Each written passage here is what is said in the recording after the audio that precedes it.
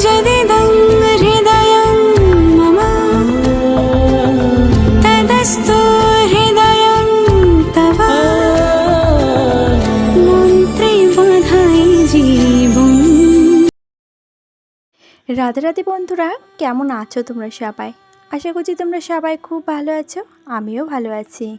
তুই সিম্পল হাউজই জয়শ্রী নতুন আর একটি ব্লগে তোমাদের সকলকে স্বাগত জানাই।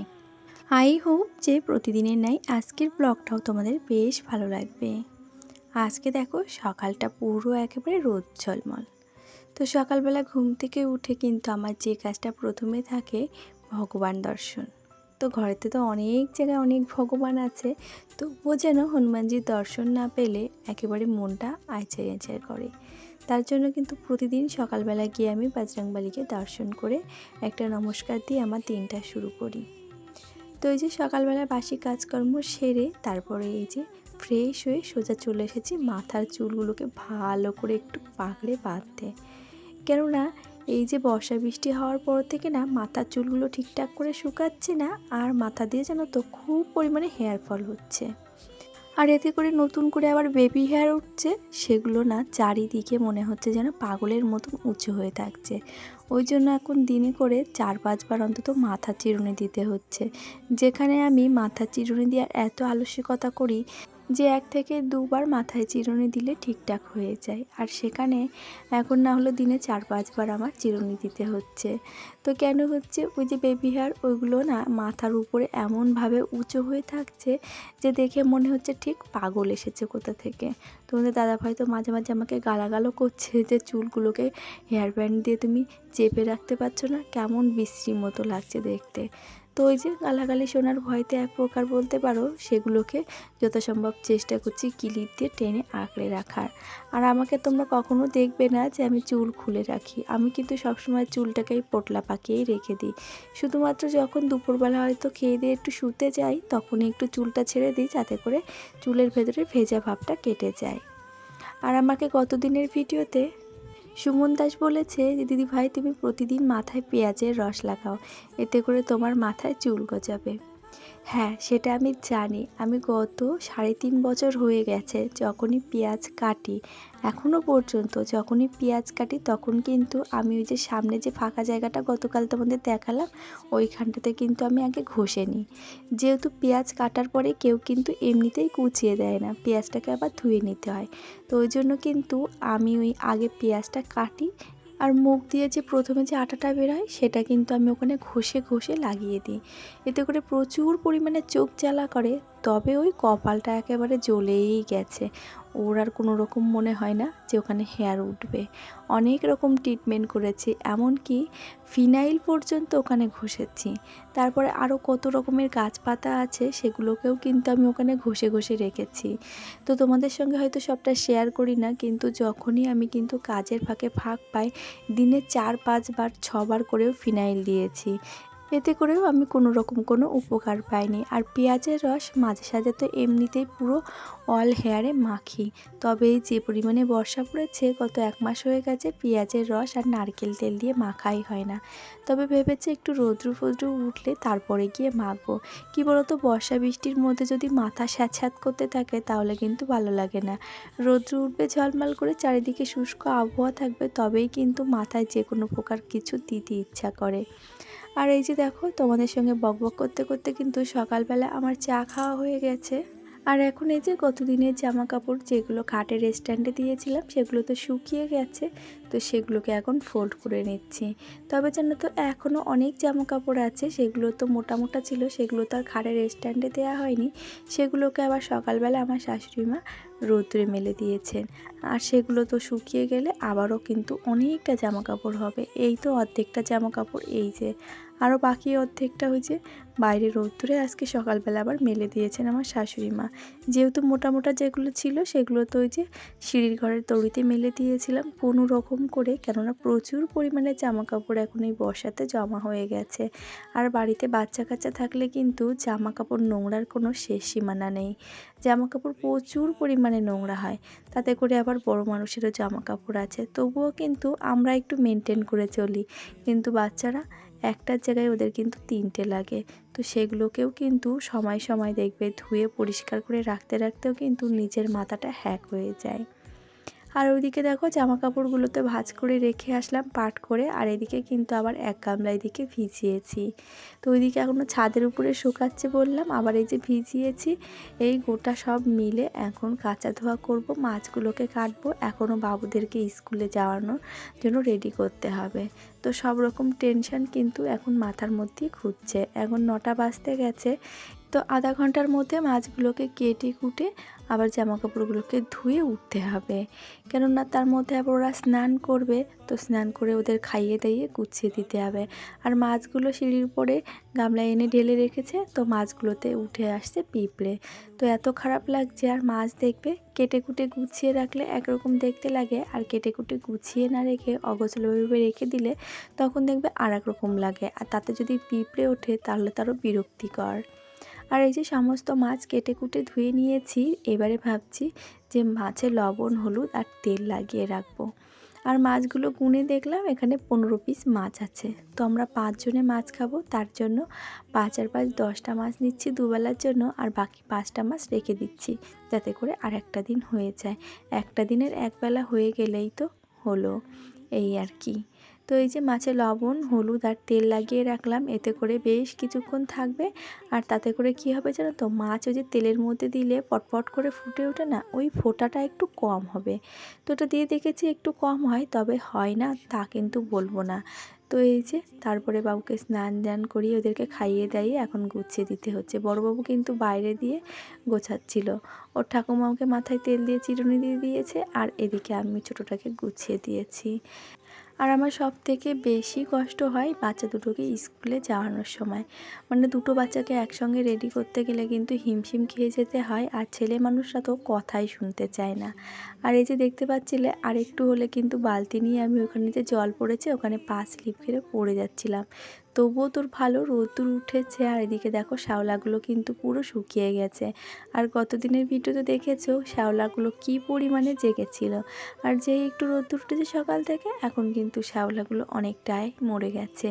তো ভাবছি যে একটু রোদ্দুর আর একটু জল থাকলে একটু ব্লিচিং দিয়ে মোটামুটি ঝাড় দিয়ে দিলে মনে হচ্ছে দরজার কাজটার মতো পরিষ্কার হয়ে যাবে। তো তোমাদের দাদাভাইকে বলেছি, তো বললো দেখি সময় পেলে দিয়ে দেব। কেননা আমার মাজায় যে সিজেকশনের ইঞ্জেকশান দিয়েছিল, সেই ইঞ্জেকশানের না ব্যথাটা খুবই করছে। তার জন্য কিন্তু আমি নিচু হয়ে কোনো কাজ করতে গেলে খুব পরিমাণে কষ্ট হচ্ছে। আর সকালবেলাও খেয়ে নিয়েছি একটা গ্যাসের ট্যাবলেট, আর তোমার কি বলে ওটাকে, প্যারাসিটামল ট্যাবলেট, যেটা ইমিডিয়েট করে কোনো রকম ব্যথা যন্ত্রণায় কাজ করে। তো সেই আর কি, তো খেয়েই কিন্তু চলছি লাগাতার এইভাবেই। আর এই যে উঁচু নিচু হচ্ছি, এতে করে মনে হচ্ছে যেন ইঞ্জেকশনের জায়গাটা এমনভাবে খুঁচিয়ে যাচ্ছে, মানে প্রচুর অসুবিধা হচ্ছে। তবুও কি থেমে থাকলে চলবে? সংসারের কাজে তো অলসতা আর কোনো রকম শারীরিক অসুস্থতা থেকে হার মানিয়ে দেয় এই সংসারের টুকিটাকি কাজগুলো, আর দায়িত্ব দায়বদ্ধতা। মনে দেখা আলো, শুভ লগন, মারা বাদল হলো।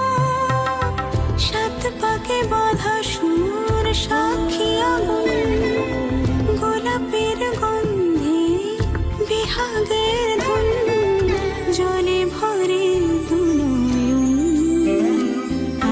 এই যে গত 1 মাস পরে মনে হচ্ছে এইভাবে প্রাণোজ্জ্বল একেবারে আকাশ দেখতে পাচ্ছি না। মাঝে একটা দিন একটু দিয়েছিল, তবে এতটা ঝলমলে না। সেদিনটাতে মোটামুটি ছিল, তবে আজকের আকাশটা দেখে মনে হচ্ছে বৃষ্টি মনে হয় চিরতরে বিদায় নিয়েছে। যাক বাবা, সেটাই হলো বাঁচা। ওই জন্য আগেকার দিনের ঠাকুমারা দাদুরা বলতো যে খরার মরা ভালো বর্ষার পচনের থেকে। তো সত্যিই তাই। প্রচুর রোদ্দুর, বৃষ্টি হলে তো প্রচুর গরম, আর রোদ্দুর পড়লে তো প্রচুর রোদ্দুর। তবুও বৃষ্টির থেকেই রোদ্দুরই ভালো। যত বৃষ্টি হবে তত পচা মোচা চারিদিক দিয়ে একদম ভালো লাগে না। চলো কোনো রান্না বান্না বাকি আছে। আর তারপর নিচে এসে বেশ কিছুক্ষণ ফ্যানের নিচে বসেছিলাম। আর নিজেকে না কেমন আনকমফর্টেবল লাগছিল, কেননা মাছ কেটেছি ধুয়েছি, তারপরে আবার জামা কাপড়গুলো কাচা ধোয়া করেছি, মেলতে গেছি রোদ্দুরে, ঘেমে গেছি। আর সেই কেমন যেন একটা বিশ্রীর মতো নিজে সহ্য করতে পারছিলাম না গায়ের গন্ধটাকে। তো ভাবলাম আগে ফ্রেশ হয়ে স্নান করে নিই, তারপরে গিয়ে আর বাদবাকি কাজ। আর এই যে স্নান করে এসে আগে কিন্তু ভালো করে অ্যালোভেরা জেলটাকে টান করে ম্যাসেজ করে নিলাম। স্কিনে তো তেমন কোনো কিছু দিই না, শুধুমাত্র এই অ্যালোভেরা জেল ছাড়া। এই অ্যালোভেরা জেলটাকেই কিন্তু স্কিনে নানান রকমভাবে আমি ব্যবহার করি। কখনো গোলাপ জলের সঙ্গে ব্যবহার করি, আবার কখনো নারকেল তেলের সঙ্গে ব্যবহার করি। তো এটা দিয়েই কিন্তু আমার স্কিনের সমস্ত রকম ট্রিটমেন্ট বলতে গেলে আমি করে থাকি। আর এতে করে কিন্তু আমি অনেকটা উপকারও পেয়েছি। আর তারপরে এই যে সোজা চলে এসেছি রান্নাঘরে। এসে আগে এবার মাছগুলোকে ভেজে নেব। মাছগুলো কিন্তু প্রায় 1 ঘন্টা মতন ম্যারিনেটেড হয়েছে। আর এই মাছগুলো ফুটেছে, তবে তেমনভাবে নয়, যতটা দিলে পরে ডাইরেক্ট ফুটে তার থেকেও কম। তবে কি বলতো, এই মাছগুলো দেওয়ার পরে একটু যদি ঢাকা চাপা দিয়ে ভাজা করা হয় তাহলেই বেটার হয়। তাহলে ওই যে হাত পুড়ে যাবে, হাতে ছ্যাঁচা খাবে, সেই ভয়টা থেকে কিন্তু বার হয়ে আসা যায়। আর এদিকে আজ যেহেতু বানাবো পাবদা মাছ, সেজন্য কিন্তু একটু সাদা সর্ষে, কালো সর্ষে, কাঁচা লঙ্কা আর পোস্ত নিয়েছি। সেটাতে মিক্সিতে একটু ঘুরিয়ে নিলাম, তাতে করে আমার অনেকটা কাজ কিন্তু এগিয়ে গেল। আর ওই মশলাটা যদি শিলে বাটতে হতো তাহলে কিন্তু বেশ খানিকটা সময় আমার দিতে হতো। আর এদিকে তারপরে চাল ধুয়ে নিয়ে এদিকে ভাতটাকেও বসিয়ে দিয়েছি। আর তার মধ্যে কিন্তু আমার মাছগুলো সমস্ত ভাজা হয়ে গেছে। আর মাছগুলো দেখো তেমনভাবে কিন্তু কড়া ভাজা করিনি, ওই মোটামুটি মানে এপাট ওপাট একটু করে ভাজে নিয়েছি। আর এবারে শুকনো লঙ্কা আর জিরে ফোড়ন দিয়ে ওর ভেতরে দিয়ে দিলাম 2টো মতো গোটা পেঁয়াজ। সেই পেঁয়াজটাকে হালকা একটু লালচে করে ভেজে এর ভেতরে লবণ হলুদ দিয়ে এইবারে ওই পেস্টটাকে দিয়ে দেবো এর ভেতরে। আর এর ভেতরে এইভাবে নাড়াচাড়া করব। আর সর্ষে বাটা জানো তো তেলের মধ্যে দিয়ে বেশিক্ষণ নাড়াচাড়া করলে তার কোনো স্বাদ থাকে না। ওই জন্য কিন্তু সর্ষে সবসময় কাঁচা দিতে হয়। অনেকে এমন আছে যে মাছের ঝোল ফুটিয়ে নিয়ে তারপরে শেষে নামানোর আগে সর্ষে বাটা দিয়ে একটু ফুটিয়ে নামিয়ে নেয়। তো এই যে দেখো আমি কাঁচা এইভাবেই কিন্তু সর্ষে বাটা দিয়ে আর পাবদা মাছ দিয়ে ঝোল করলাম। এটাকেও কিন্তু খেতে দারুণ টেস্ট হয়। আর নামানোর আগে একটু চিনি দিয়ে দেবো, যাতে করে সমস্ত কিছু ব্যালেন্স হয়ে যায়। এটাই হচ্ছে যে কোনো তরকারির একটা স্বাদ বলতে পারো। সমস্ত রকম তরকারিতে যদি সামান্য একটু করে চিনি দেওয়া যায় তাহলে কিন্তু স্বাদ মিষ্টির ব্যালেন্সটা ঠিকঠাক থাকে। আর মাছের ঝোলটা যতক্ষণে হয়েছে ততক্ষণে কিন্তু এদিকে আমি দেখতে পাচ্ছ মুসুর ডালটা ভালো করে ধুয়ে নিয়েছি, লঙ্কা চিড়ে রেখে দিয়েছি। এখন একটা প্রেসার কুকারে সিটি দিয়ে নেব। আর এই যে মাছের ঝোলটা নামানোর আগে কিন্তু একটু কাঁচা মশাল তেল দিয়ে নিয়েছি, যাতে করে সর্ষের ঝাঁজটা বেশ লাগে। আর এই যে এখন কুকার বসিয়ে তার ভেতরে ডালগুলোকে দিয়ে দিয়েছি। এবার লবণ, হলুদ আর তেল দিয়ে একটা সিটি দিয়ে নেব। তাতে করে ডালগুলোও গলে যাবে না আর পারফেক্ট কিন্তু সিদ্ধও হবে। আর সিটি দিয়ে কিন্তু কোনো রকম জলও বেরোবে না। আর ওদিকে কিন্তু ভাতটা ফুটে উঠেছে যখন, তখন কিন্তু আমি গ্যাসটাকে বন্ধ করে রেখেছিলাম। আর এখন দেখব ভাতের কি অবস্থা হয়েছে। তো এখন দেখলাম যে ভাতটা প্রায় হয়েই গেছে। একটু মানে মিনিট 5 মতন যদি একটু ফুট দেওয়া যায় তাহলে মোটামুটি ভাতটা আমার রেডি হয়ে যাবে, এই আর কি। তো এইভাবেই কিন্তু টুকটাক হিসাব করে বুদ্ধি করে যদি সংসারের প্রত্যেকটা কাজ করা যায় তাহলে কিন্তু সমস্ত কাজ থেকেই কিন্তু সংসারে আয় উন্নতি এবং সেভ করা যায়। এই যে একটা সিটি দিয়ে ডালটাকে লাভিয়ে রেখেছি, ওদিকে ভাতের মাঠটাকে ঝরিয়ে নিয়েছি। আর এদিকে নিয়ে বানিয়ে নিলাম তোমার কাঁঠালের আঁটি, তোমার কুমড়োর শাক আর আলু দিয়ে একটা তরকারি। আর ওই সবজিটা কিন্তু আমার শাশুড়ি মাই কেটে দিয়েছেন আজকে। আর এদিকে নিয়ে এসেছে বিস্কুট। তো দেখছি বিস্কুটের কন্টেনারটা ফাঁকা হয়ে আছে আর বিস্কুটগুলো যেন কেমন ভাঙা। তাই এদিক ওদিক না গড় দিয়ে বেরিয়ে একবারে ভাবলাম কৌটোর মধ্যে ঠেলে রাখি। আর চলো এরই সাথে কতদিনের ভিডিওতে করা বেশ কিছু মিষ্টি বন্ধুদের নাম নেওয়া যাক। শ্রাবণী মাইতি, টুম্পা সানা, মনোয়ারা, দিয়া দত্ত, দোলা দাস, পূর্ণিমা, রিমা ঘোষ, তোমাদের সকলকে জানাই অনেক ভালোবাসা, অনেক অভিনন্দন এত মিষ্টি কমেন্টের জন্য। আর প্রতিদিন তোমাদের কাছে আশা রাখি এত মিষ্টি কমেন্টের। আর এরই সাথে বলে রাখি আজকের ভিডিওটিও কেমন লাগলো একটা লাইক কমেন্ট করে জানাতে ভুলে যেও না। আর নতুন যদি কোনো বন্ধু আজকে ভিডিওটি এই পর্যন্ত দেখে থাকো, ভিডিওটি দেখে ভালো লাগলে চাইলে চ্যানেলটিকে সাবস্ক্রাইব করে পাশে থাকতে পারো। আর পুরনো বন্ধুরা যারা অলরেডি এই কাজটি করে রেখে দিয়েছো তাদেরকে জানাই অসংখ্য ধন্যবাদ আর অনেক ভালোবাসা। আর এদিকে দেখো আজকে দুপুরবেলা রান্নাবান্না তো কমপ্লিট হয়ে গেছে, এদিকে বাসন মাজা ধোয়াও কমপ্লিট। তো এদিকে মোটামুটি আমার রান্নাঘরের সমস্ত কাজই কমপ্লিট হয়ে গেছে। এখন এই যে গ্যাসের স্ট্যান্ড দুটো লাগিয়ে কাপড়টা চাপা দিলাম। তাহলে চলো আজ আসি, আবারও দেখা হবে।